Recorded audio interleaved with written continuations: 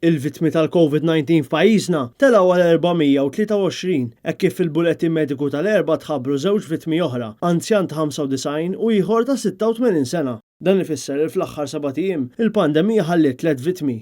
Fl-aħħar 24 siegħa tħabbru 91 każ ġdid ta' COVID-19 biex il-każijiet attivi issa jlaħħqu mal-2194 b'eta medja fost dawk pożittivi baqgħet tieqa għal 35 sena.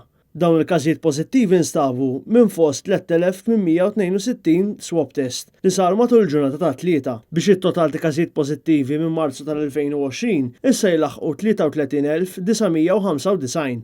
Minkejja dan, għadu mhux magħruf kemm minn dawk il-pożittivi ħadux il-varjant Delta jew le, inkella kienu ximlaqma bit-tilqima tal-COVID-19, hekk kif il-konferenzi tal-aħbarijiet tas-Supretendent tas-Saħħa Pubblika twaqfu ħesrem.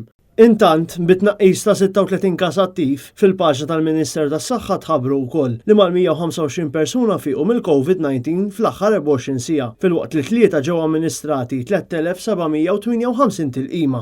F'din it-73 ġimgħa tal-pandemija f'pajjiżna s'issa kienu 483 persuna dawk li nstabu pożittivi bil-coronavirus. 36 pazjent jieħdu l-kura fl-Isptar Mater Dei u persuna minnhom qed jieħu l-kura fit-taqsima tal-kura intensiva.